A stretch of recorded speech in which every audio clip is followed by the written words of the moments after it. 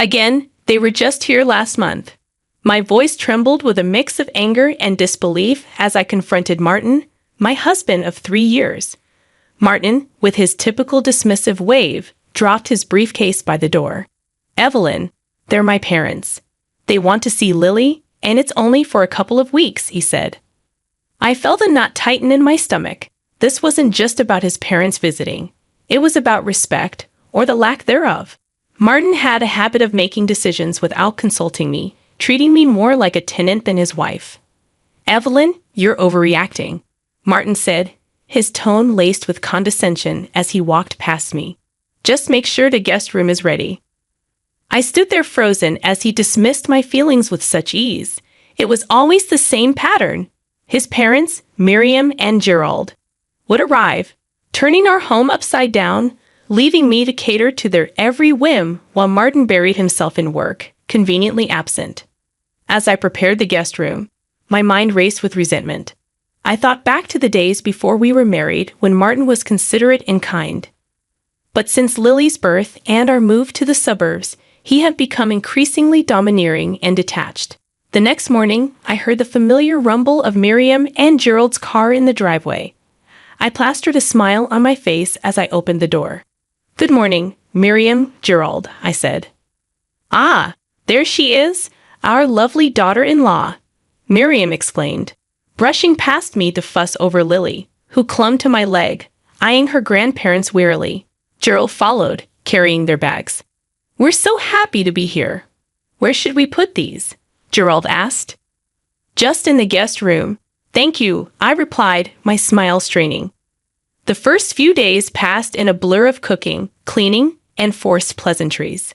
Martin came home late each night, barely acknowledging me or his parents. I felt invisible in my own home. One evening, as I was setting the table for dinner, Gerald called out from the living room. "Evelyn, where's the remote? The news is about to start." "It's right there on the coffee table, Gerald," I replied, trying to keep the irritation out of my voice. Miriam chimed in. "Evelyn, dear, could you bring us some tea? Gerald loves your tea." Suppressing a sigh, I nodded and headed to the kitchen.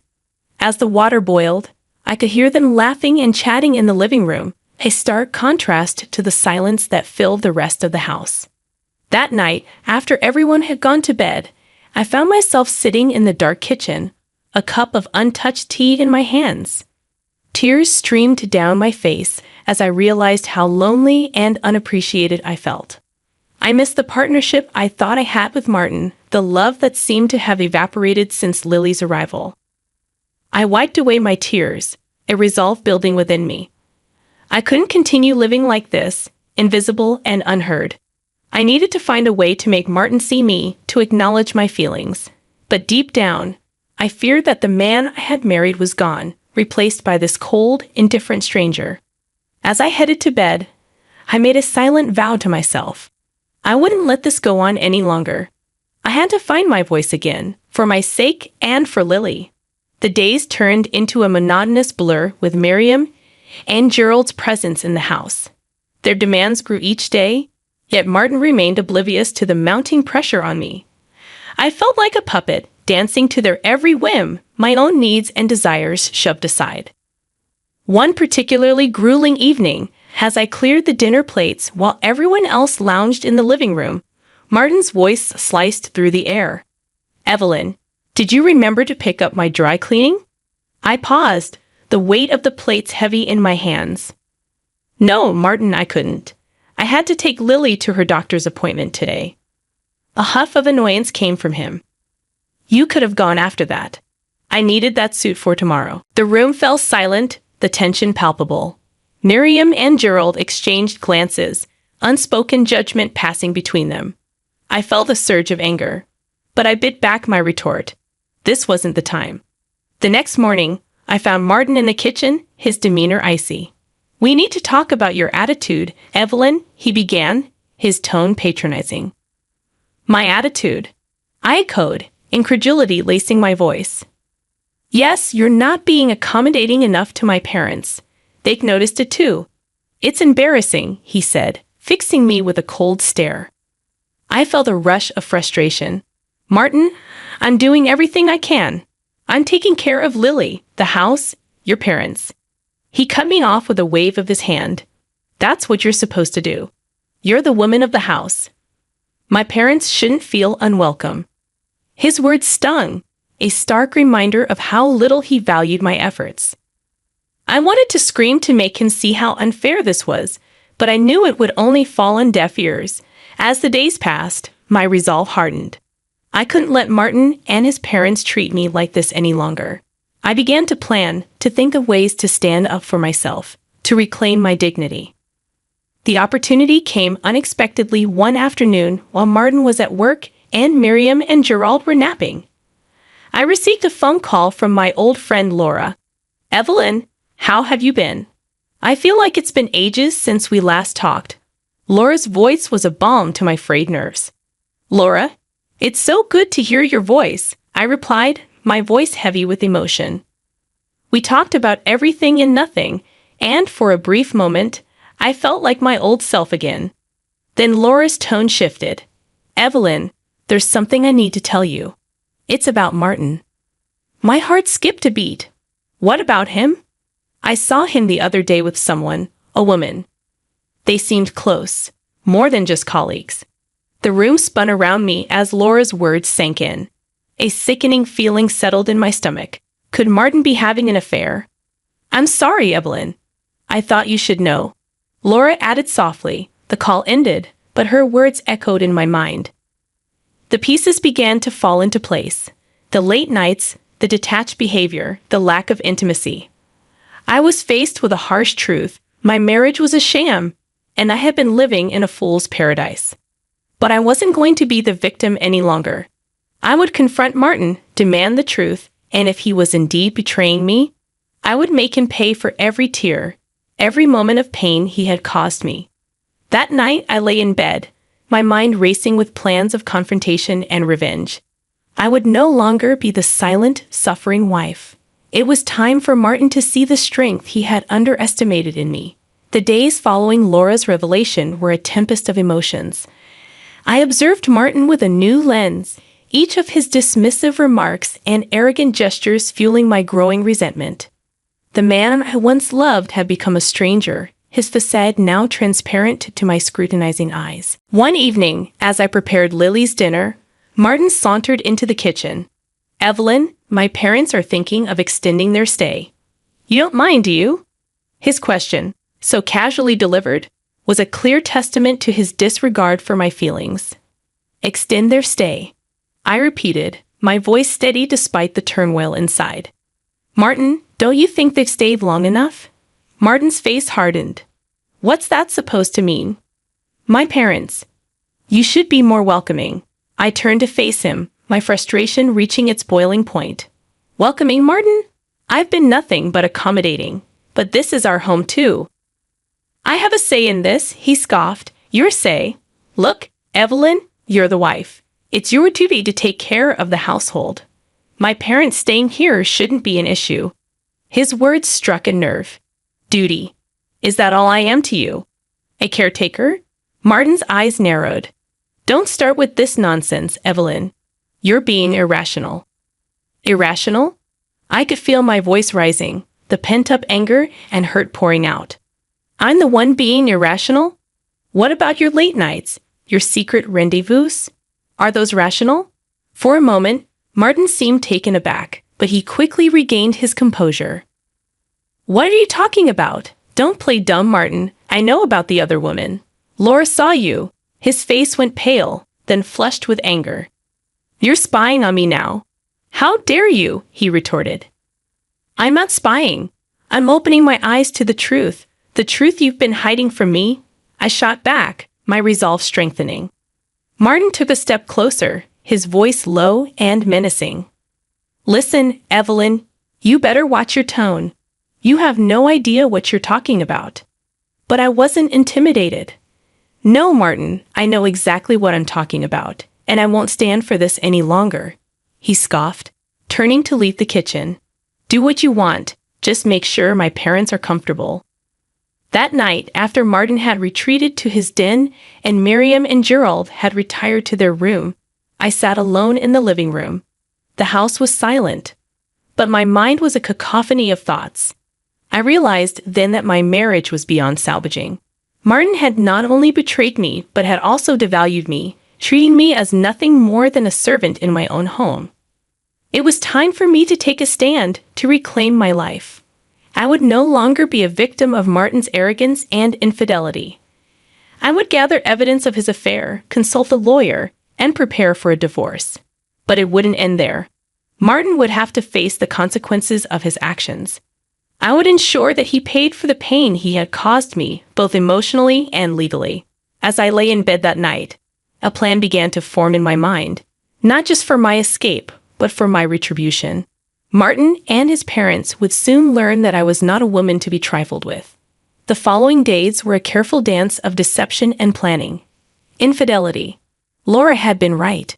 A few discreet inquiries revealed Martin's secret meetings with a woman named Rachel, a colleague from his office. One evening, as we sat at the dinner table with his parents, Martin announced, "I might need to go on a business trip next weekend." "A business trip? That sounds important, Martin. I hope it goes well," I said, my voice laced with hidden irony. Miriam chimed in, oblivious to the undercurrents. "Oh, Martin works so hard, Evelyn. You should be proud of such a diligent husband." I forced a smile, my resolve hardening. "Yes, I'm very proud." The next day, while Martin was at work and his parents were out shopping, I met with a lawyer. I laid out everything: the infidelity, the emotional neglect, the way Martin and his parents treated me. The lawyer listened intently, offering advice and outlining the next steps. "You have a strong case, Evelyn, especially with the evidence of the affair," he said, his tone professional yet sympathetic. I nodded, a sense of empowerment growing within me. "Thank you. I want to proceed with this as soon as possible." That night, I lay in bed, the plan crystallizing in my mind. I would confront Martin, but not yet. First, I would ensure everything was in place for the divorce. I wanted him to feel the full impact of his actions, to realize he couldn't just discard me like an old piece of furniture. The day of reckoning came sooner than expected. On Friday, as Martin prepared for his supposed business trip, I found the proof I needed: a receipt for a romantic getaway at a luxury resort, tucked carelessly in his coat pocket. That evening, with Martin's parents in the living room and Lily asleep, I confronted him about going on a business trip, Martin, or should I say, a romantic getaway with Rachel. Martin froze, the color draining from his face. "Evelyn, how did you?" I waved the receipt in front of him. "You're not as clever as you think, Martin." "I know everything." For a moment, he seemed lost for words. Then his expression hardened. "You've been snooping around, haven't you?" "You're pathetic." The word echoed in my mind, fueling my anger. "No, Martin. What's pathetic is you sneaking around, betraying your family. But I'm done playing the dutiful wife. I'm filing for divorce." Martin's eyes widened in shock. "Divorce? You can't do that. You're nothing without me." I met his gaze, my voice steady. "No, Martin, it's you who will be nothing without me. I have evidence of your affair. I'll make sure you pay for what you've done." For a moment, he looked defeated, but then his arrogance returned. "You think you can win against me? I'll fight you every step of the way." I smiled, a cold, determined smile. "Bring it on, Martin. You'll see just how strong I can be." As I left the room, Martin's stunned silence was a victory in itself. But this was just the beginning. The real battle was about to start. The days following my confrontation with Martin were a whirlwind of legal preparations and silent battles. Martin's demeanor had shifted. He oscillated between anger and feigned indifference, but I could see the underlying panic in his eyes. The weekend arrived, and with it, an unexpected development. Martin's parents decided to extend their stay, unaware of the storm brewing beneath the surface of our seemingly calm household. One afternoon, as I was tending to Lily in the living room, Martin and his parents cornered me. "Evelyn, we need to talk about your behavior," Martin began, his voice dripping with disdain. Miriam nodded in agreement. "Yes, dear, we've noticed you've been quite distant and cold." "It's not becoming of a wife and mother," Gerald added. Martin has been nothing but a good husband. You should appreciate him more. Their words were like daggers, but I stood my ground. Appreciate him for what exactly? For his lies, his affair. Martin's face turned red with anger. Don't bring that up in front of my parents, he exclaimed. Why not, Martin? They should know the kind of son they've raised. I shot back, my voice firm. Miriam gasped, an affair, Martin? Is this true? Before Martin could respond, I continued, yes, it's true, and I'm not going to stand for it anymore. I'm filing for divorce. The room fell into a stunned silence. Martin looked at me, his eyes full of malice. You'll regret this, Evelyn. You're nothing without me, he spat. I met his gaze unwavering. No, Martin. I regret the years I spent tolerating your arrogance and disrespect. I'm taking Lily and I'm leaving. Martin's parents started to protest, but I didn't let them. This is between Martin and me. You've overstayed your welcome. It's time for you to leave. As I packed my bags, I could hear the muffled arguments in the background, Martin trying to explain himself to his incredulous parents. I felt a surge of satisfaction, knowing that his perfect image was shattered. With Lily in my arms, I walked out of the house that had become my prison. I didn't look back. I was finally free from Martin's shadow, ready to start anew. As I drove to my parents' house, I thought about the future. It wouldn't be easy, but I was determined to rebuild my life for Lily and for myself. Martin and his parents would learn that I was not a woman to be underestimated. The next few weeks were a blur of legal meetings and emotional upheaval. Despite Martin's attempts to intimidate me, I stood strong. The evidence of his affair was undeniable, and soon the divorce proceedings were in my favor. The day the divorce was finalized, I felt a mix of relief and triumph. I had stood up to Martin and his oppressive family, and I had won. But my revenge didn't end there. Martin's affair had not only cost him his marriage, but also his reputation. His colleagues and friends learned of his indiscretions, and his once untouchable status crumbled. As for his parents, they were left to grapple with the reality of their son's actions. Their attempts to reach out to me were met with silence. They had lost a daughter-in-law who had once cared for them, all because of their blind support for Martin. I had emerged from this ordeal stronger and more resilient. I had fought for my dignity and won. And as I looked at Lily playing happily in her grandmother's arms, I knew that I had made the right decision. For the first time in a long time, I felt hopeful about the future. I had closed a painful chapter in my life, and a new one was just beginning. In the months following the divorce, my life underwent a transformation. The chains of a loveless marriage had been broken, and in their place, I found a newfound sense of freedom and self-worth with Lily by my side. I started to rebuild our lives piece by piece. One day, as Lily played in the garden of my parents' home, I received a phone call that marked the final chapter in my saga with Martin. It was Laura, her voice a mix of shock and concern. Evelyn, have you heard about Martin? She asked. No, what happened? I asked, a sense of foreboding settling over me. He's lost his job after the divorce, and the affair came to light.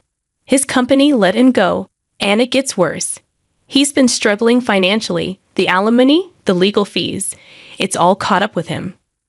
I paused, absorbing the news. A part of me felt a pang of vindication, but it was overshadowed by a sobering realization of the consequences of his actions. And his parents, I found myself asking.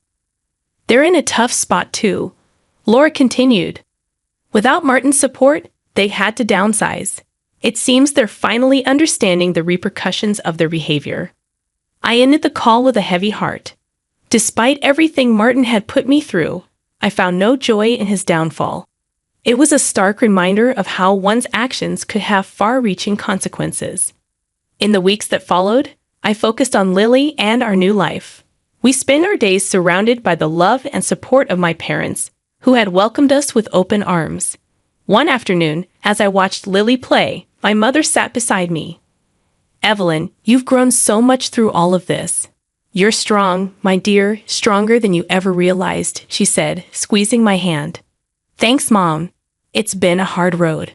But I've learned a lot about myself, And Lily is thriving, I replied, watching Lily with a tender gaze. She's happy, and that's what matters most, my mother added. As the sun began to set, casting a warm glow over the garden, I reflected on the journey that had brought me here, the pain, the betrayal, the fight for my dignity. It had all led to this moment of peace and contentment. I knew there would be challenges ahead and questions from Lily about her father as she grew older. I would face them head-on with honesty and strength. For now, I was content in the knowledge that I had stood up for myself and my daughter, and we had emerged stronger for it. I looked at Lily, her laughter ringing through the air, and I felt a surge of hope. Our future was unwritten, a blank canvas ready to be filled with new memories and experiences. And for the first time in a long time, I looked forward to seeing what each new day would bring.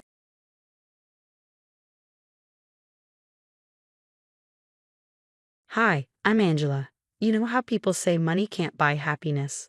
Well, my dad seems to think money is worth more than his daughter's safety, but I'm getting ahead of myself. Let me back up and explain how this nightmare started. I live with my mom, Sarah, in a cozy apartment on the east side of town. It's just the two of us, and honestly, that's perfect.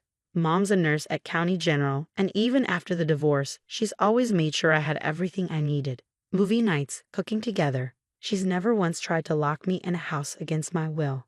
You know, normal parent stuff. Then there's my dad, Mark. He remarried 9 years ago to a woman named Jessica, and they have an 8-year-old daughter, Lily. Jessica's always treated me like I'm some sort of threat to her perfect little family, with her fake smiles and condescending tone, like I'm still 5 years old instead of 17. Lily's sweet, but only when her mom's not around. Otherwise, Jessica's trained her to act all cold and distant during my visits. You should spend more time with your sister, Dad would say, but what he really meant was, I need free childcare. At first, it was subtle. Babysitters are so expensive these days, or Lily really looks up to you. Then last week, he called with this brilliant idea. Hey, princess. What if you watch Lily after school sometimes? Jessica and I could even pay you. I have volleyball practice, Dad, and debate club. And homework. Come on, help your old man out. We're trying to save for Lily's college fund. The guilt trips only got worse. Every call, every text. Then he played his trump card. I found your old baby blanket while cleaning the attic, the pink one with the rabbits. Why don't you come over Saturday morning? We could go through your childhood stuff. Just you and me. That got me. Stupid, right? But I missed the dad who used to read me bedtime stories and take me for ice cream after ballet class. So Saturday morning, I drove over to their fancy house in the suburbs, thinking about that ratty old blanket and the memories tied to it. I should have known something was wrong when I saw Jessica's car in the driveway. Dad had said she'd be at yoga, but I walked up to the door anyway, clueless like a lamb to the slaughter. Perfect timing. Dad greeted me with a big smile. Jessica and I have an emergency meeting with our financial advisor. You can watch Lily for a few hours, right? We'll be right back. Before I could protest, he was ushering me inside. And then I heard it, the heavy click of the deadbolt sliding into place. I sprinted to the front window, just in time to see Dad and Jessica climbing into their Mercedes. Jessica turned, giving me a little wave, like we were playing some kind of game. And then they were gone, leaving me trapped. They did the same thing to Maya, came a small voice behind me. I turned to see Lily clutching a stuffed penguin, her eyes wide. Maya, I asked. Your old babysitter, she said quietly, and Katie before her, and Emma. Mommy says it saves money if they can't leave. My hands shook as I grabbed my phone. No signal. Of course, I tried the Wi-Fi. The password had been changed. The landline? Dead. When I checked the cable modem, it had been completely powered down. They thought of everything. Heart pounding, I did a sweep of the house. Every door and window was locked tight, even the sliding glass door to the backyard, which had a bar across it. That's when I noticed it, a tiny red light in the corner of the living room ceiling. Lily, I said slowly, how long have those cameras been there? She shrugged, still hugging her penguin. Daddy put them up after Maya tried to climb out the bathroom window. My mind raced as I catalogued possible escape routes. When I heard a tap on the kitchen window, I nearly jumped out of my skin. Mrs. Chen, our elderly neighbor, was standing in her garden, her expression etched with concern. She'd lived next door long before Dad married Jessica, and she'd always been kind to me during visits. "Everything okay?" she mouthed through the glass. "Your father seemed upset." I shook my head frantically, gesturing to signal we were locked in. Mrs. Chen's eyes narrowed as she pulled out her phone. Pressing my hand against the window, I carefully traced the numbers backward. 911. Before she could dial, Jessica's car pulled into the driveway. Mrs. Chen quickly pretended to prune her roses, but I caught her subtle nod. She understood. "Just forgot my laptop," Jessica chirped as she unlocked the door, her eyes darting toward the kitchen window, scanning for signs I tried anything. "You girls having fun?" "We're fine," I replied, keeping my voice steady. "Hey, when did you install the new security system?" Something flickered across Jessica's face. Surprise, concern, before her polished mask slipped back into place. "Oh, you noticed? Just keeping everyone safe, sweetie. You can never be too careful these days." The moment she left, I grabbed my phone and started recording. "Lily," I said, keeping my tone casual, "can you tell me again about Maya and the cameras? I want to remember all the fun things we talk about today." My little sister nodded eagerly and began recounting the same horrifying stories. I kept the phone partially hidden behind a throw pillow, its lens capturing everything while the red light of the ceiling camera blinked above us. Two could play at that game. They wanted documentation. I'd give them documentation. I just hoped Mrs. Chen was making her own calls. By the time Dad and Jessica returned that evening, I had over 2 hours of recordings. Lily had innocently shared everything: the crying babysitters, the threats about withholding pay, the times they'd been left without food for misbehaving. She didn't even realize how wrong it all was. When I finally got home, Mom was waiting for me in our apartment's parking lot, her face tight with worry. Mrs. Chen had called her immediately after contacting the police. I played the recordings for her, and her expression cycled through shock, fury, and heartbreak. I always knew Jessica was cruel, but this, she was already dialing her lawyer friend. "And your father, I can't believe he'd." Her voice cracked, and I hugged her tightly. "It's not your fault, Mom," I said. "But we're going to stop them." The next few days were a whirlwind of police statements and legal meetings. Then Maya showed up at the station. She looked exhausted, dark circles under her eyes, but her voice was steady as she described her own experience. "6 months ago," she began, "I was too scared to come forward. My parents needed the money, and they threatened to tell everyone I was a thief." Maya twisted her hands together, her words halting. "But when Mrs. Chen told me about Angela, I couldn't stay quiet anymore." Dad's attempts at damage control started with tearful phone calls. "Princess, you're misunderstanding everything. We were just trying to teach responsibility. You're tearing this family apart." When that didn't work, he resorted to threats. "If you go through with this, you'll never see Lily again. Is that what you want?" But the evidence kept piling up. Mrs. Chen, suspicious after Maya's sudden departure, had installed her own security cameras. The footage caught everything: the locked doors, disabled phones, and even Jessica bragging to her friends about their foolproof money-saving system. Everything came to a head at Sunday dinner. Dad had insisted we talk things through as a family, probably hoping to guilt me into dropping the charges. Mom came with me, her lawyer friend Sandra, and Tao, though Dad didn't know that part.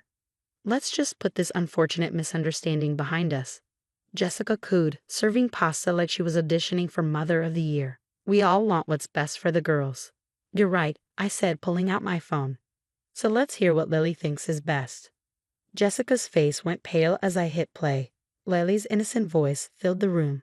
"And then Mommy said if Maya told anyone, they'd make sure no one ever hired her again." "Turn that off," Jessica shrieked, lunging for my phone. But Mom was faster. "The police already have copies," she said coldly, "along with Mrs. Chen's footage, Maya's statement, and testimonies from 2 other babysitters. That morning, someone new had come forward." Dad slumped in his chair, finally realizing this wasn't going away. "We can work something out. Money's no object." "That's your problem, Dad," I said sharply. "Money was always the only object." Right on cue, the doorbell rang. The police officers who walked into our family dinner weren't a surprise, not to Mom, Sandra, or me. What did surprise us all was how many victims they'd uncovered. The investigation had revealed Dad and Jessica's money-saving system went back even further than Maya knew. Mark and Jessica Thompson, you are under arrest for child endangerment, false imprisonment, and witness intimidation, one officer stated as they read their rights. Jessica burst into tears, but Dad just stood there, looking old and defeated. Lily ran to me, burying her face in my shirt. "Are they taking Mommy and Daddy away?" she asked, her voice trembling. I held her close, stroking her hair. "Just for a little while, sweetie. You're going to stay with Grandma and Grandpa Wilson." The weeks that followed were intense. Dad's business partners scrambled to distance themselves, horrified when the media broke the story. 3 of them even came forward, admitting Dad had bragged about his creative childcare solutions during meetings. The company Dad had spent 15 years building crumbled in just 15 days. Jessica's perfect suburban mom image shattered as more people came forward. Her yoga friends, book club, and even her neighbors shared stories about her subtle threats and manipulative hints. The community rallied around the victims instead of them. Maya received a scholarship from a local business owner inspired by her bravery. Mrs. Chin organized a support group for families affected by domestic entrapment, becoming a pillar of hope for our neighborhood. And Mom? She threw herself into advocacy, pushing for stronger laws to protect babysitters and young workers. "This stops here," she said at every community meeting. "No more silence. No more fear." Lily adjusted to life with her grandparents, who were horrified by what their daughter had done. They made sure she got counseling and encouraged her relationship with me. Every week, Lily and I had sister dates, just us. No locks, no cameras, no fear. As for Dad and Jessica, they took a plea deal. The evidence against them was overwhelming. Dad sent me a long letter from jail, full of regret and pleas for forgiveness, claiming he'd been blinded by greed and control. I never wrote back. Last week, I got accepted to State University with a full scholarship. My entrance essay was about standing up against abuse and driving community action. When I told Mrs. Chen she'd been my inspiration for majoring in social work, she cried. Mom asked if I was sure I wanted to work with trauma victims, given everything we'd been through. Yes, I told her, because I've seen what happens when no one does. What would you do if you discovered your parents were exploiting and imprisoning vulnerable teenagers for profit? Would you turn them in immediately, like Angela did, or try to handle it privately first? Share your thoughts in the comments below.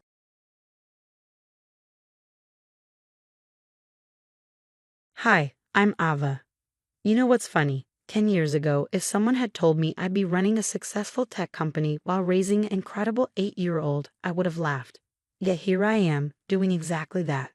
Life has a way of surprising you, sometimes in good ways, sometimes not so much. Mom, look, I fixed the robot's arm, Marcus beams, holding up his latest Lego creation. My son's inherited my love for tinkering. Only his tools come in smaller pieces. That's amazing, buddy. Want to show it to Victoria when she comes over for dinner? Yes, she always has the coolest robot stories. Victoria, my rock, my business partner, my family in every way that matters. From co-founding our company to helping me navigate single parenthood, she's been there through it all. Even my divorce from James 3 years ago.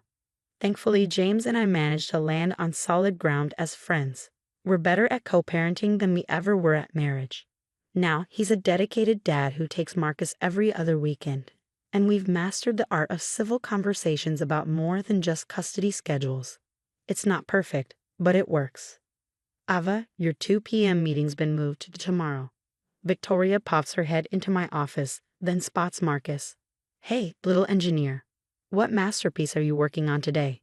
Before Marcus can dive into an enthusiastic explanation, the office door bursts open. My parents stride in like they own the place, with my brother Richard slouching behind them. Sweetheart, we need to talk, Mom announces in that tone, the one that always precedes a disaster. Richard has some exciting ideas for the company, she adds with an overly bright smile. I glance at Victoria, who catches my expression. Help me, she steps in smoothly. Marcus, why don't you show me that robot in the break room? I brought those cookies you like. As they leave, I steel myself and turn back to my family. Richard is wearing a brand new suit, price tag still poking out from the sleeve. Dad clutches a folder like it's a classified dossier, and Mom's smile is stretched tighter than a drum. I lean back in my chair, Already bracing for the headache this conversation promises. What's this about? Mom perches on one of the visitor chairs, smoothing her skirt with the precision of someone preparing for battle. We've been talking with James.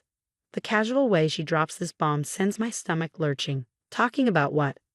About Marcus's future, Dad says, placing the folder on my desk. James is concerned about the boy's stability, considering how much time you spend at work. My fingers dig into the armrests. James and I have a custody agreement that works perfectly fine. That's where I come in, Richard pipes up, straightening his ill-fitting suit. If I take over the company, you'll have more time for Marcus. I almost laugh. Almost? You? Run my company, the same company you called a waste of time 3 years ago. People change, Mom interjects, her voice sharp. Richard has lots of fresh ideas. Fresh ideas, like that cryptocurrency restaurant that went under, or the pet fashion line that never delivered a single product. Dad's expression hardens. Enough. Mom's tone softens, but her words are ice. Here's the situation, Ava. Either Richard takes over as CEO or we support James in seeking full custody. The world tilts sideways. You're blackmailing me, using my own child. Don't be dramatic, Mom waves her hand dismissively. James agrees Marcus needs more stability. We've already discussed custody modifications. My office door opens and Victoria walks in, her tablet in hand. Her timing, as always, is impeccable. Sorry to interrupt, but Ava, you need to see this. She places the tablet in front of me, her expression sharp. I did some quick research on Richard's business history. The screen lights up with lawsuit filings, bankruptcy records, and a series of unflattering news articles. Richard's face drains of color as Victoria reads aloud. 6 failed businesses in 4 years. 3 pending fraud investigations. Over $2 million in personal debt. And a recurring habit of losing investor money in Vegas. That's private information. Richard snaps, jumping to his feet. Actually, it's public record. Victoria's smile is razor sharp. You know what else is public record? Conspiracy to commit custody interference. Recording conversations without consent. Using custody threats for financial gain. Mom's perfectly composed face falters. We're only trying to help. By threatening to take my child? My voice is steel, and forcing me to hand over my company to someone who couldn't run a lemonade stand.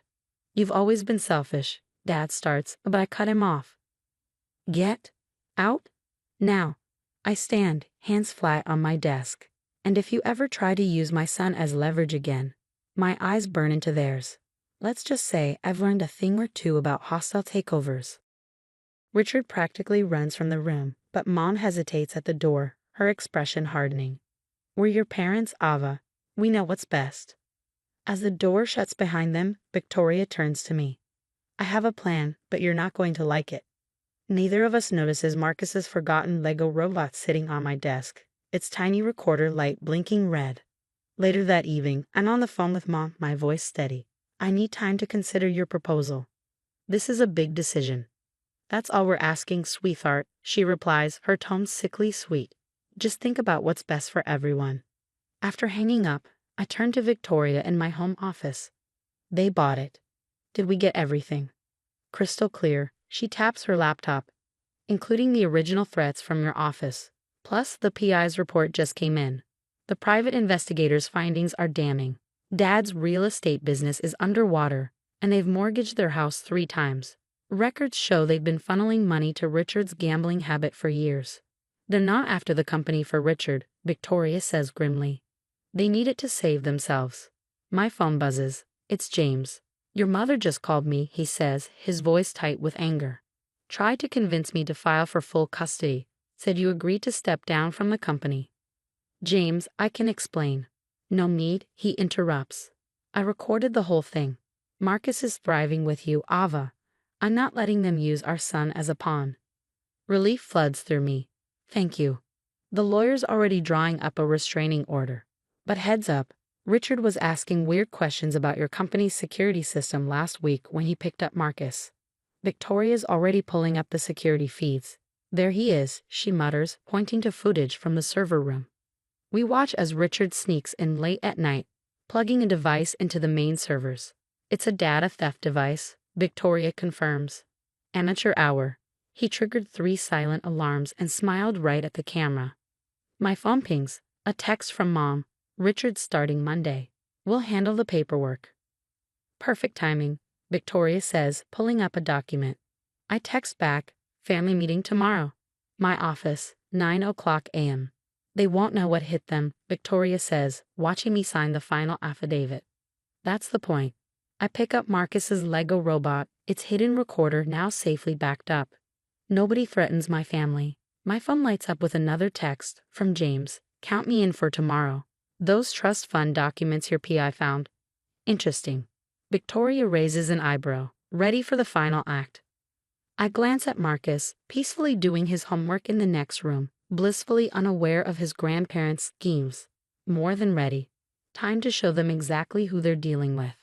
At 9:00 a.m. sharp, my parents and Richard swagger into the conference room, as if they own the place. The board members are already seated. The boardroom's atmosphere shifts as Richard's face goes from pale to green while the security footage of his server room break-in plays on the large screen. What's this? Mom's smile falters. This was supposed to be a private meeting. Nothing in my company is private from its board, I reply, nodding to Victoria. She advances the presentation.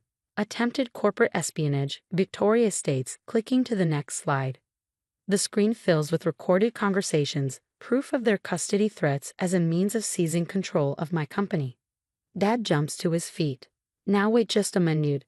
The conference room door opens and James walks in with our lawyer. Perfect timing, I say, gesturing to the empty seats. We were just getting to the trust fund fraud. Trust fund fraud? Mom's voice is barely a whisper, her eyes wide. Yes, I say evenly. The money Dad's been embezzling from Richard's trust fund to cover gambling debts. The same money you're trying to recoup by stealing my company. Richard whirls on Dad. You said that money was invested. Dad stammers. It was. James places a thick folder on the table. The family court judge found this very interesting. You can't prove anything, Dad blusters. Victoria smirks, holding up her tablet. Actually, we can. Corporate espionage. Conspiracy. Custody interference. Fraud. Want me to keep going? The lawyer slides documents across the table. Restraining orders. Both personal and corporate. Effective immediately, you're not coming near Ava, Marcus, or this company ever again. But we're family, Mom wails, tears streaming down her face. I stand, my voice unwavering. Family doesn't threaten to take a child away. Family doesn't use kids as bargaining chips. You crossed every line. The board members nod in agreement, their expressions grim. The courts have documented your schemes, I continue, and the community is already talking about the prestigious Andrews family's fall from grace. You've ruined us, Richard moans, burying his face in his hands. No, I say firmly, you ruined yourselves. Now get out of my building. Security escorts them out. As the door closes, James lingers behind. Marcus keeps asking why Grandma's crying on the news, he says softly. I know, my voice catches as my heart aches for my son. You did good, James says, placing a reassuring hand on my shoulder. And don't worry, nobody messes with our kid. He grins. They'll remind me never to get on your bad side. 2 weeks later, life has found a new rhythm. My parents' country club memberships are canceled, their social circle shattered by scandal. Richard is facing charges for attempted data theft, and my company is stronger than ever. At home, Marcus and I work on building a new Lego robot, this one free of hidden recorders. Mom, he says, carefully attaching a tiny arm, are we still family? I pull him into a hug. We're the best kind of family, buddy. The kind that looks out for each other, not the kind that hurts each other. Like you and Dad and Victoria? He asks. Exactly like that. He nods, wise beyond his years. Good. Can we add a laser beam to the robot? I laugh, my heart full. Absolutely. Sometimes losing family means discovering who your real family was all along. What would you do if your parents tried to use your child as leverage? Would you cut ties completely like Ava, or try to rebuild the relationship for your child's sake? It's a difficult decision, especially when children are involved. What if the child were younger, or if you didn't have proof of their schemes? When is it right to cut off toxic family members, and when should you try to maintain some connection for your kids? Share your thoughts in the comments below. I'd love to hear your perspective on this complex family situation. If you enjoyed this story of standing up to toxic family dynamics, don't forget to hit that like button and subscribe for more stories that explore real-life dilemmas. Thanks for reading.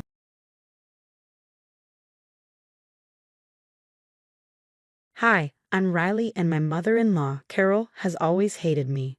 She thought I was the wrong influence on her precious son. On my 30th birthday, she decided to eliminate that influence, with handcuffs and false accusations. The day started like any other birthday, coffee in hand, scrolling through sweet messages from friends. My husband Tom had left early for work, promising to be home in time for the small party we planned. Just family and close friends, or so I thought. Carol had other plans. She'd always been difficult ever since Tom introduced me 5 years ago. According to her, I was too career-focused, not traditional enough, and generally unfit for the role of her son's wife. A real wife cooks dinner every night, she'd say when Tom mentioned my late meetings at the ad agency. In my day, we knew how to care for our husbands. Tom usually defended me, albeit weakly, with that apologetic tone I'd grown to resent. She means well. She's just old-fashioned. By noon, Carol had already thrown her wrench into the plans, texting me, "Hope you don't mind, dear, but I've invited a few family friends. And I'll be bringing my special cake, Tom's favorite. I'm sure the one you ordered is nice too." I clenched my jaw, but let it slide. It was my birthday after all. How bad could it get? By 6:30, the house was full. Carol had arrived early, commandeering my kitchen and rearranging everything I'd carefully planned. Her cake took the prime spot on the table while mine was shoved aside like an afterthought. "Riley, dear," she called sweetly as guests buzzed around. "Could you help me with something in the guest room?" I should have known. The whispers, the sly glances, the way she'd been shadowing me all evening. But I followed her, eager to keep the peace. The room was dark when I stepped in. As I reached for the light switch, her voice sliced through the silence. "Now." The lights blazed on, and 2 police officers stepped out from behind the door. "That's her, officers," Carol said, her voice dripping with false authority. "I have proof she's been stealing from me." "What are you talking about?" I stammered, frozen in place. She pulled out her phone, showing what looked like security footage. A figure eerily similar to me, rifling through drawers at her house. The timestamp was last Tuesday when I'd been in meetings all day. "Officers, this is absurd," I protested. "Mrs. Thompson," one officer said, "we need you to come with us." The cold metal of handcuffs bit into my wrists as Carol's face remained emotionless. Downstairs, the music drowned out my shouts for Tom. When I was finally led through the party, every head turned. Guests stared, murmured, some even gasped. At the bottom of the stairs, Tom appeared, his face twisted in confusion and horror. "Mom, what's going on?" he demanded. "She's been stealing from me," Carol said, her voice breaking with perfect distress. I didn't want to believe it, but the evidence, I had no choice. "Riley wouldn't," Tom began, but her tears and trembling hands silenced him. As the officers escorted me out, I caught the faintest flicker of triumph in Carol's eyes. Her victory was complete. The last thing I heard before the door closed was her syrupy voice, thick with manufactured grief. "I warned you, Tom. I tried to tell you about her character." Sitting in the back of the police car, I watched the house shrink into the distance. My birthday turned into the ultimate act of her revenge. The holding cell was freezing, its sterile walls pressing in on me. I sat there in my birthday dress, shivering and replaying every interaction with Carol in my mind, searching for clues I might have missed. Detainees came and went, their murmurs blending with the hum of the fluorescent lights. "Mrs. Thompson," an officer finally appeared. "Your husband's here with your lawyer." Tom entered first, his tie loose and his eyes shadowed with exhaustion. Behind him was David Chen, our family attorney, his briefcase in hand. "The footage is troubling," David began, glancing at the file. "It looks like you're rifling through Carol's jewelry drawers. But here's the thing, the timestamp shows Tuesday at 3 p.m. Can you account for that time?" I sat up straighter. "I was in the Peterson account meeting. 20 people can verify that." David nodded. "Already checked. We've got written statements from your colleagues. The charges won't hold in court. But Carol's played this smart. Your reputation is already under fire." Tom paced, running a hand through his hair. Mom insists she has proof. She showed me the missing jewelry, receipts for their value. Tom, I interrupted, my voice sharp. Think, your mother has hated me from the start. Last Christmas, she accused me of losing her recipe book, only to find it in her own drawer. This isn't new. David's phone buzzed, breaking the moment. He glanced at the screen. Good news. The judge approved your release. Bad news. Carol's already on social media spreading her story. Tom groaned as we left the station. The ride home was silent, his hands gripping the steering wheel. Finally, he spoke. I should have seen this coming. Mom's been off since Dad died. She's gotten more controlling, but this is a whole new level. Our house was dark except for the porch light. Inside, remnants of the interrupted party lingered. Half-empty glasses, a sagging banner, and Carol's cake still sitting center stage on the table. In a flash of anger, I grabbed the cake and dumped it into the trash. Riley, Tom protested, startled. No, I said, my voice steady. Your mother had me arrested at my own birthday party. I'm done. No more pretending this is okay.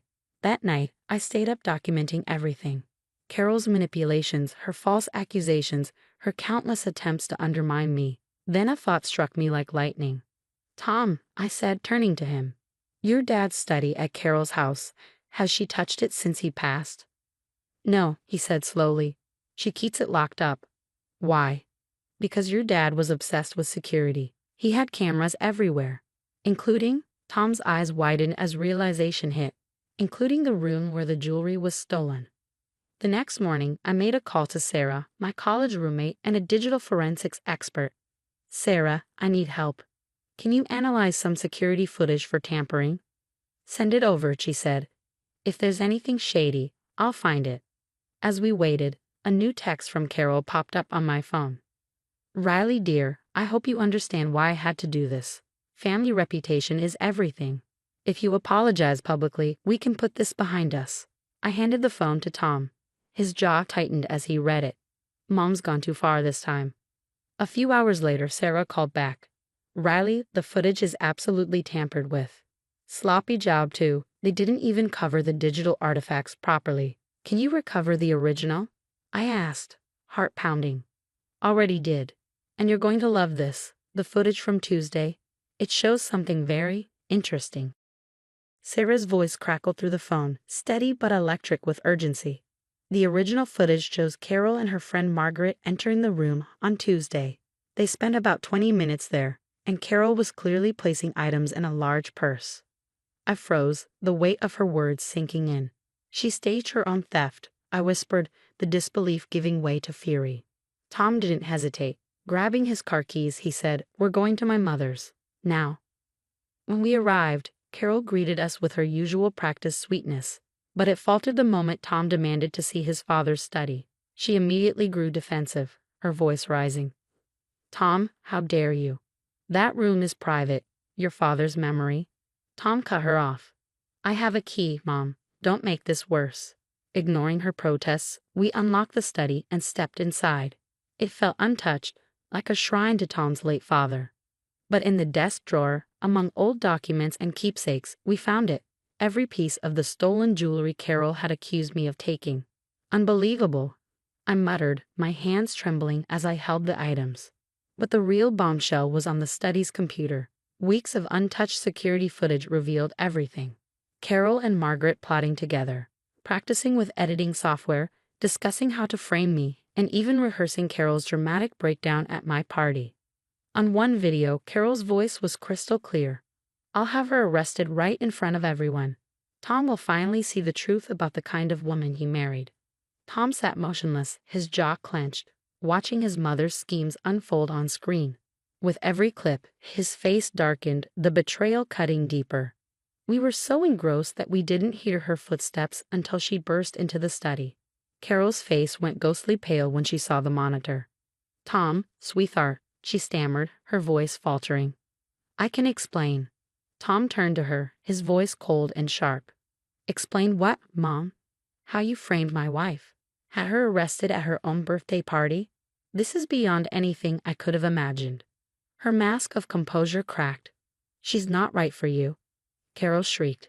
She's turning you away from family traditions from me. I did this for you, for us. No, Mom, Tom said, his voice trembling with controlled rage. You did this to yourself, and now you'll face the consequences.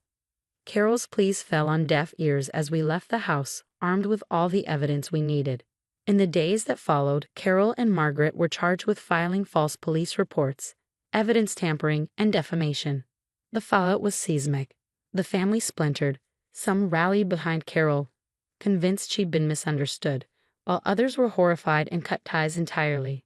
Tom and I made the decision to move across town, away from the chaos and his mother's toxic influence. I agreed, but with one non-negotiable condition. We'd host a proper 30th birthday party at our new home. When the day finally arrived, I stood in our sunlit kitchen, carefully arranging my birthday cake in the center of the table where it belonged. This time, there was no Carol to overshadow the moment, no hidden agenda lurking in the background. As I sealed the last of the party invitations, a notification popped up on my phone. It was a reminder of Carol's upcoming court date. Without hesitation, I swiped it away and returned to writing the addresses. Tom walked in, wrapping his arms around me. "Happy real birthday, honey," he murmured. I smiled, leaning into him. This is how it should have been all along. Looking back, I realized Carol had unwittingly given me a gift, a birthday present unlike any other. She'd shown her true colors, not just to me, but to everyone, especially Tom. In her efforts to ruin my life, she destroyed her own relationship with her son. Sometimes karma doesn't need plotting or revenge. Sometimes it's as simple as the truth finally coming to light through security cameras, an unraveling plan, and a mother-in-law far too confident in her own schemes. And as I looked around our home, filled with people who loved and supported me, I realized one thing. Living well isn't just the best revenge, it's the only one that truly matters.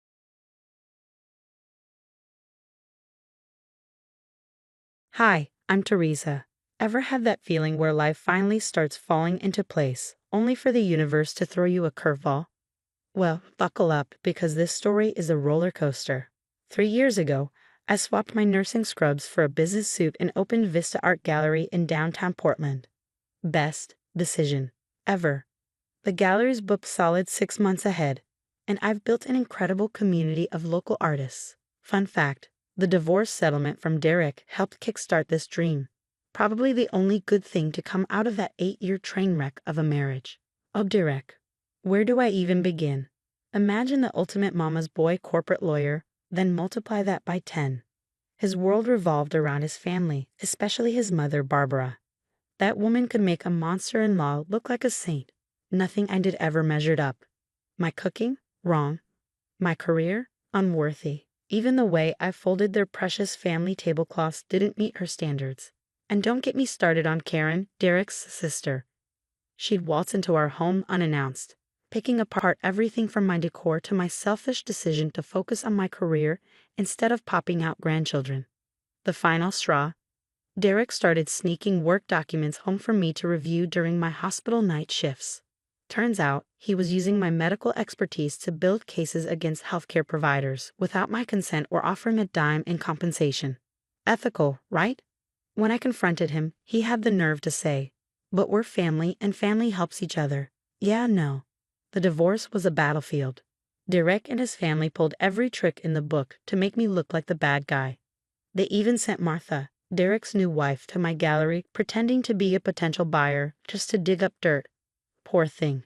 She looked so uncomfortable. I almost felt sorry for her. Almost. Now she's living my old life, probably folding those tablecloths just the way Barbara likes. I thought I was finally free of them. The gallery's thriving, I've got amazing friends, and I'm dipping my toes into dating again. Life was good. Was. It's 11:30 p.m., and I'm in my home office, putting the finishing touches on proposals for next month's featured artists, when I hear it. A loud, frantic pounding on my front door. My security camera feed shows the unholy trifecta. Derek, Karen, and Barbara. On my porch, looking desperate and angry. The pounding gets louder. "Teresa, open this door right now. You owe us this." Karen's shrill voice cuts through the night. I grab my phone and hit record. "I'm calling the police if you don't leave," I yell through the door. "Just talk to us." Derek pleads, trying to sound reasonable. I know that tone. It's the same one he used in court. Mom's sick. She needs you. Whatever this is, the answer is no. Leave before I call the cops, I say firmly. Barbara's voice, weaker than I remember, cuts through the chaos. I have cancer, Teresa, stage 4. They're giving me 6 months. I freeze for a moment but shake it off quickly. I'm sorry to hear that, but it's not my problem. You're a nurse, Karen shouts, slamming her hand against the door. You took an oath. You can't just. I'm an ex-nurse, I snap, my voice sharp. And that oath doesn't mean I have to provide personal care to a hostile ex-family. Personal care? Derek's voice rises. She treated you like a daughter. After everything she did, I retort, like telling the divorce court I was an unfit wife because I worked nights, or spreading rumors that I was stealing drugs from the hospital. Karen starts kicking the door. You ungrateful little, thank God for Tom, my retired cop neighbor. At 65, he's still as intimidating as ever, especially in his security guard uniform. He shows up right as Karen starts kicking my door. This is a private matter, Derek begins, but Tom cuts him off with a steely glare. Private property, past 11 p.m., visible damage to the door. Doesn't look private to me. Karen's voice rises to a shriek. She needs to help our mother. She's dying and Teresa's too selfish though. What I'm seeing, Tom interrupts, is 3 people harassing a woman at her home. I've got Seattle PD on speed dial. Wanna test how fast they respond to a retired officer's call. Barbara starts to cry, but where her tears might have swayed me years ago, now they just fuel my anger. You have professional care options, I say through the door. You're choosing not to use them. That's not my problem. This isn't over, Karen spits. Oh, I hope you try something, I reply, holding up my phone. Everything's recorded, including the door damage. Try anything else, and I'll file for a restraining order. They finally leave, Barbara sobbing dramatically while Direct practically carries her to the car. Karen turns back to flip off my security camera, the final petty flourish of the night. By morning, my lawyer has the security footage, door repair estimates, and restraining order paperwork ready to file. Karen's obscene gesture is the cherry on top of my evidence sundae. You'd think that would be the end of it. It wasn't. 2 days later, a social media storm erupts. Karen posts a sob story on Facebook about the heartless nurse who abandoned her dying mother-in-law. The post goes viral in our local community groups, and suddenly my gallery's review pages are flooded with 1-star ratings from strangers calling me every variation of cruel and heartless. Then a private message pops up from Martha. Can we meet somewhere private? There's something you need to know. We meet in a coffee shop 3 towns over. Martha looks exhausted, wearing sunglasses indoors and flinching at every sound. They don't know I'm here, she whispers. Barbara's refusing hospice care. She fires every nurse they hire, saying only you were good enough. But that's not the real reason. She slides her phone across the table. It's their family group chat. They're drowning in medical bills, Martha explains. Barbara's insurance won't cover private nursing, and they're too proud to accept state assistance. They figured if they could force you to quit your gallery, it would solve both problems, free nursing care and revenge for the divorce. I stare at her stunned. I can't believe I got dragged into this mess, she says, her hands shaking. Karen's completely unhinged. Yesterday, she screamed at me for even suggesting a nursing home. And speaking of Karen, she escalates. First, she stands outside my gallery, glaring through the windows. Then she starts coming in during business hours, whispering to customers about how I'm letting her mother die. Sales drop by half. You need to document everything, Sarah, my lawyer friend, advises over lunch. Every post, every visit, every lost sale. We're building a harassment case. I install extra security cameras and give my staff panic buttons. A good call, because Karen finally snaps. It's a busy Saturday afternoon during a major gallery showing. Karen storms in, screaming about family loyalty and karma. Leave, Karen, I say, keeping my voice calm. Instead, she grabs the nearest sculpture, a $122,000 glass piece, and hurls it against the wall. How's it feel to lose something you care about? She shrieks, reaching for another piece. My assistant hits the panic button as I start live streaming on my phone. Karen's rampage continues, destroying artwork left and right, her screams about Barbara's suffering echoing through the gallery. Customers scatter, some filming everything. Police arrive within minutes. They cuff Karen as she continues ranting, calling me every name in the book. But one thing she screams sticks with me. We're losing the house. Are you happy now? Mom's dying, and we're losing everything. I should feel bad. Instead, I remember every family dinner where they belittled me, every cruel comment during the divorce, and every smug smile when they thought they'd broken me. The courthouse is a circus. Karen's meltdown video hits 2 million views and reporters swarm. She takes a plea deal, 6 months in jail, mandatory anger management, and full restitution for the damaged artwork. Her mugshot, mascara streaked and tear-stained, becomes a local meme. Meanwhile, Derek scrambles for damage control at his law firm. Turns out, potential clients aren't exactly eager to hire a lawyer whose family harasses small business owners. Derek's biggest clients jumped ship after someone dug up the restraining order and linked it to the gallery incident. His law firm's partner called an emergency meeting, and now Derek's practicing out of a tiny strip mall office wedged between a vape shop and a pizza place. Barbara, meanwhile, finally got the wake-up call she desperately needed. After she showed up at Karen's sentencing and caused a scene, screaming about family loyalty, the judge ordered a psychiatric evaluation. Turns out, a toxic mix of grief, control issues, and prescription pain meds was clouding her judgment. She's now in a very nice hospice facility, the kind her insurance would have covered months ago if she hadn't been so obsessed with making me her personal nurse. She keeps asking the staff if they fold sheets with hospital corners. Martha says during one of our monthly coffee meetups. By the way, Martha's filing for divorce. I actually saw her thank someone yesterday, she adds. Seems the real care Barbara needed wasn't medical, it was learning how to let go. As for the gallery, it's thriving. After the truth came out, the local community rallied around me. Artists donated pieces for a special exhibition focused on overcoming adversity, with proceeds going to domestic violence shelters. The waiting list for exhibition space is now over a year long. Tom stops by regularly to check on security, often bringing his famous sourdough bread. Your ex's family did you a favor, he says one day, grinning. Nothing sells art like a viral video of someone trying to destroy it. He's right. The pieces Karen didn't manage to break have tripled in value. The artists even updated their certificates of authenticity to include survived the gallery rampage of 2024. Talk about turning lemons into lemonade. I ran to Derek at the grocery store last week. He looked tired, defeated. Mom's asking for you, he said quietly. But for her. I took my time picking out oranges, unbothered. The hospice has my number if there's a true medical emergency. Otherwise, we're done here. He started to say something else, probably about family obligations or forgiveness. Maybe both. I didn't care. I walked away. The old Teresa might have felt guilty, she might have caved. But I'm not her anymore. Sometimes people mistake kindness for weakness. They push and push, expecting you to break, and act shocked when you stand your ground. Well, this ground, my life, my business, my boundaries, it's all mine now. No amount of guilt-tripping, harassment, or flying glass sculptures will change that. What would you have done if someone destroyed $122,000 worth of artwork in your gallery? Would you press charges like I did or show mercy since it's family? Would Barbara's cancer diagnosis affect your decision?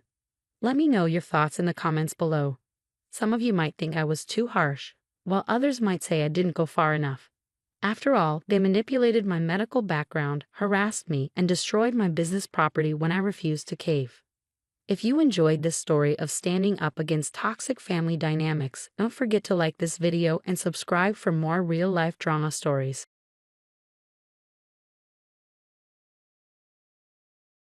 Hi, I'm Anna. You know those moments when you look back and realize your entire life changed because you tried to do the right thing? That was me, 3 years ago. It all started when I moved in with my sister Sarah after Mark's accident. Emma was 14, Mason had just turned 12, and they just lost their dad. Sarah, well, she was barely holding it together. I don't know what to do, Anna, she'd admitted during a late-night phone call, her voice breaking. The kids are struggling, and I'm working double shifts just to keep us afloat. I still remember sitting in my tiny apartment, staring at the marketing proposal I'd been pouring my soul into. The promotion I'd been chasing for 2 years was finally within reach, but Sarah's voice kept echoing in my mind. "I'll come stay for a few months," I told her. "Help get everyone back on their feet." That few months turned into 3 years. I took a remote position, less pay, but enough flexibility to drive Mason to soccer practice and help Emma with her science projects. Slowly, we built a life. Sunday morning pancakes, homework at the kitchen table, movie nights crammed together on the couch. "You're becoming their mother more than their aunt," my best friend Tom pointed out one morning over coffee. He'd always been the voice of reason. "Sarah's letting you carry everything while she's out finding herself every weekend. When's the last time she even went to one of Mason's games?" I brushed him off. Sarah was still grieving, I told myself. But things were changing. Sarah started coming home later, talking endlessly about this amazing guy she'd met in yoga class. Keith, a successful real estate developer who, in her words, understood her journey. Then, at dinner last night, Emma was telling us about her debate team making it to the state finals when Sarah clinked her wine glass. "Keith and I have been talking," she announced, beaming. "He's moving in next month. Isn't that exciting?" The kids froze. Mason dropped his fork, and Emma's face went blank. I felt a knot tighten in my stomach, the kind that warns you bad news is coming. Sarah didn't notice. "It's time for some changes around here," she continued, twirling her wine glass. "Keith has amazing ideas for renovating the house." That knot in my stomach should have screamed louder. 1 week after Keith moved in, the renovations began. I came home to find my reading nook, my little sanctuary where I'd spent hours helping Emma with homework, stripped bare. The built-in bookshelf Mark had lovingly installed. Gone.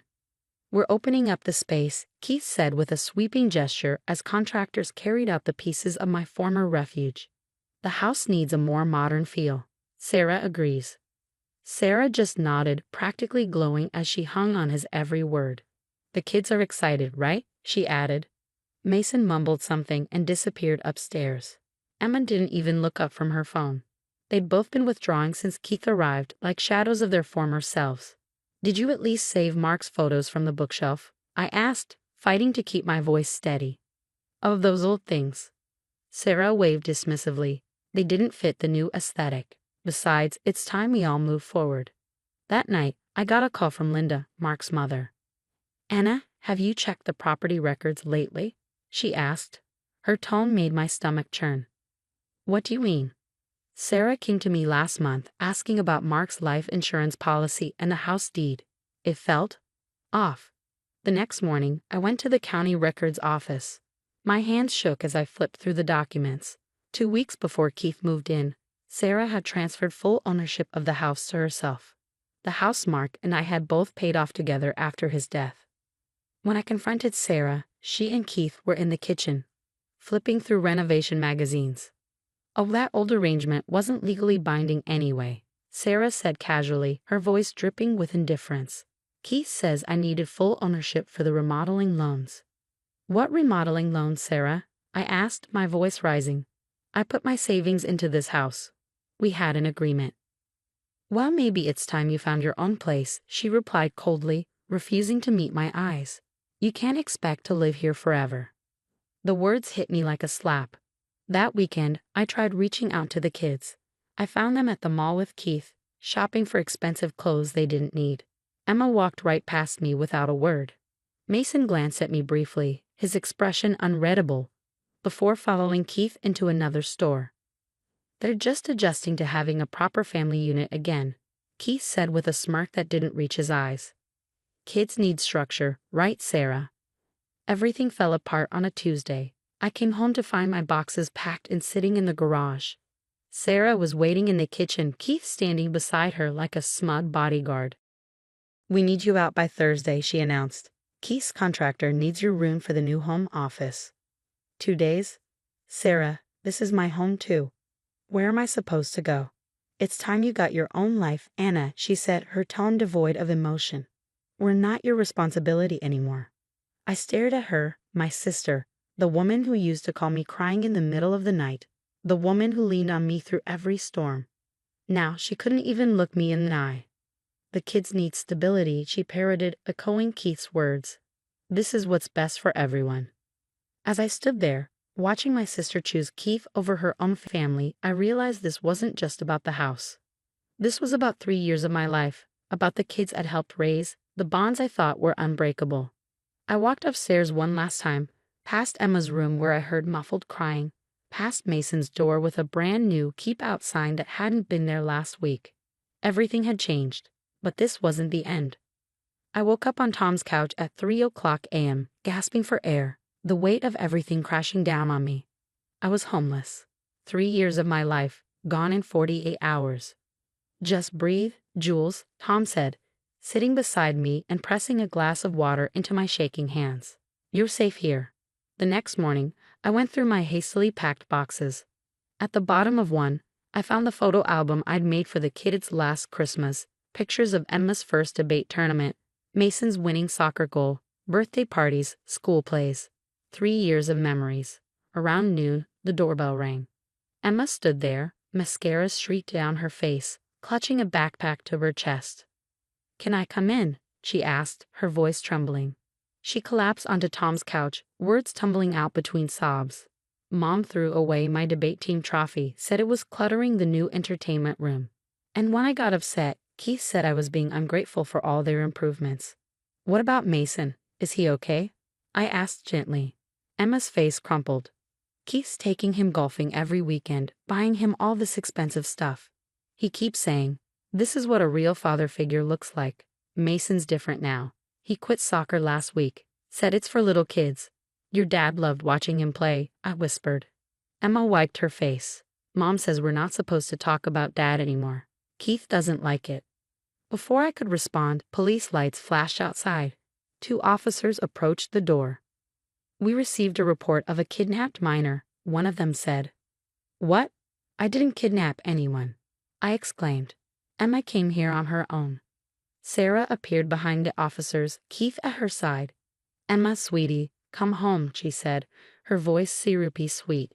Anna's just upset because she can't accept change. I'm not going, Emma screamed. You're destroying everything. Linda, Mark's mother, arrived just in time.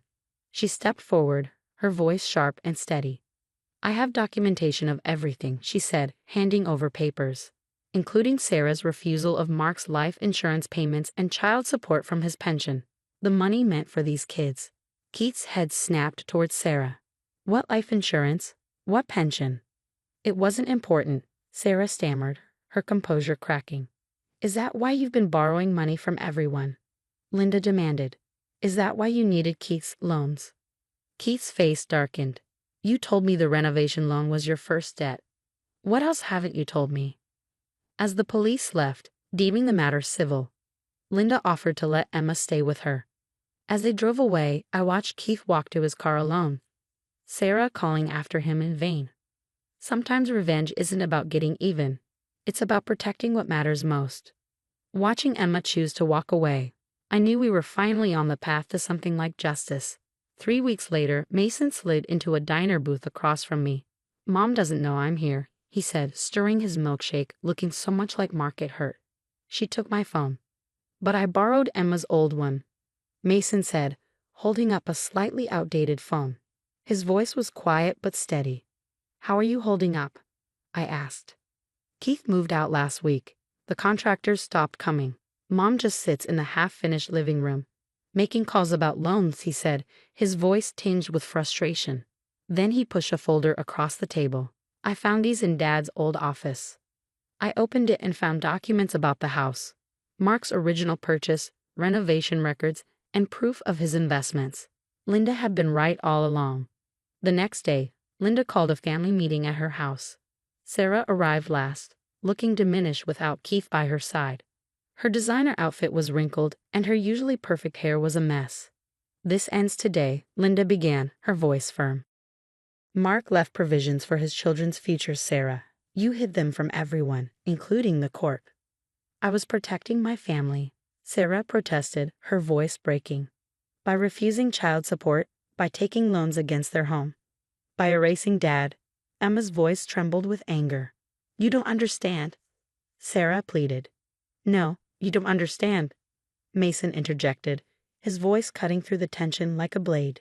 Dad's gone, but that doesn't mean you get to rewrite our lives. Sarah's composure finally crumbled. Everything I did was for us, she sobbed. Keith sighed. Keith's gone, Mom, Emma said, standing tall. Just like everyone else you've pushed away. The following weeks passed in a blur of court appearances. Linda was granted temporary guardianship of the kids. During the property hearing, Mark's original investment in the house was revealed, proving Sarah's actions had been deceitful. The house needs to be sold, Emma announced during a family session. Her tone was resolute. It's not a home anymore, just a monument to lies. And Anna deserves part of the proceeds, Mason added. She was there for us when you weren't, Mom. Faced with mounting renovation loans and no Keith to bail her out, Sarah didn't fight back. Perhaps she couldn't anymore. 3 months later, I found an apartment near Linda's place. The house was sold, settling debts and giving us all a chance at a fresh start. Sarah moved into a small rental, taking on extra shifts to pay off her remaining loans. Do you think Mom will ever change? Emma asked one evening as we helped Mason with his college applications. He had rejoined the soccer team, and his athletic scholarship prospects were looking bright. People can change, I replied, but relationships have to be earned back, one day at a time. Linda brought out the photo albums she'd saved, the ones Sarah had tried to throw away. We spent hours adding new pictures alongside the old ones. Different faces, same love. Sometimes family isn't about shared blood or perfect facades. It's about who stays when the truth comes out, who helps you rebuild from the rubble of broken trust. Sarah is still working on herself. The kids visit her sometimes on their own terms. As for me, I learned that home isn't always where you start, but where you end up after the storm passes, and we're all better for weathering it together. That's Anna's story of betrayal and redemption. What would you do if someone you sacrifice everything for, your career, your home, your future, betrayed you? Would you seek revenge, or would you focus on protecting the innocent people caught in the middle? Share your thoughts in the comments below.